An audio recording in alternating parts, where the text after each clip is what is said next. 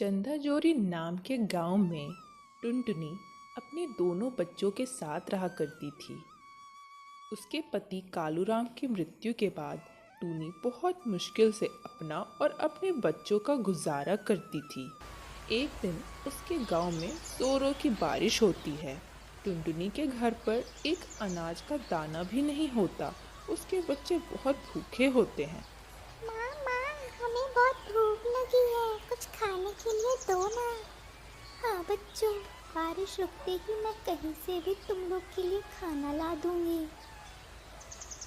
टुनटुनी मन ही मन बहुत परेशान हो जाती है, क्योंकि बारिश रुकने से भी क्या फ़ायदा, क्योंकि उसके पास तो पैसे ही नहीं थे। बारिश रुकते ही टुनटुनी खाने की तलाश में निकल जाती है। वो सबसे पहले मदद मांगने चीलूराम के घर जाती है, परंतु उसकी पत्नी चीली उसे डांटकर भगा देती है। टुनटुनी उदास होकर तोती देवी के घर जाती है। तूती देवी, मुझे थोड़े अनाज चाहिए, मेरे बच्चे घर पर भूखे हैं। अरे टुनटुनी, मैं क्या ही बताऊं तुम्हें, इस बारिश की वजह से मेरे घर पर भी अनाज की किल्लत है। मैं तुम्हारी कुछ मदद नहीं कर सकती। टुनटुनी वहाँ से भी उदास होकर चली जाती है। रास्ते पर टुनटुनी जा ही रही होती है, तभी उसे दूर एक झोपड़ी दिखाई देती है। वहाँ वो जाकर मदद मांगने की सोचती है। वहाँ टुनटुनी जाती है और उसे एक बूढ़ी औरत दिखाई देती है।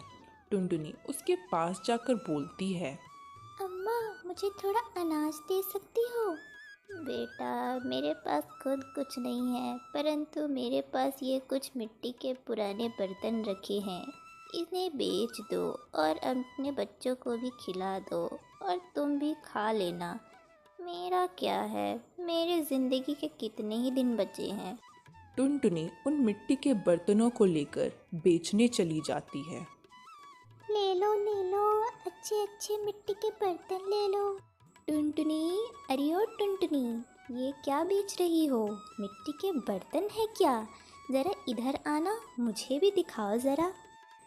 ये लो बुलबुल बहन, ये मिट्टी के बर्तन खरीद लो। बहुत मिन्नतें करने के बाद बुलबुल उससे कुछ बर्तन खरीद लेती है।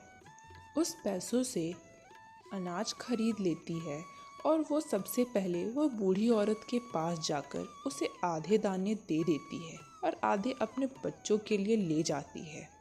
वो जब वहाँ अपने घर पहुँचती है, वह देखती है कि उसका घर खराब हो चुका है और उसके बच्चे भी आसपास कहीं नज़र नहीं आ रहे हैं। बच्चों, मेरे बच्चों, कहाँ हो तुम? टुनटुनी परेशान हो जाती है और इधर उधर अपने बच्चों को खोजने लगती है।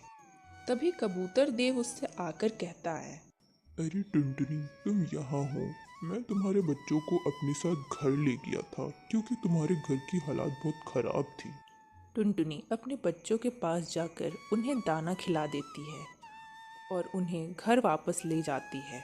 अगले दिन वो देखती है कि उसके घर के बाहर एक सुंदर सा मिट्टी का घर बना हुआ है। तभी उसके पास वो बूढ़ी औरत आती है और देखते ही देखते वो बूढ़ी औरत अपने रूप को परी के रूप में बदल लेती है।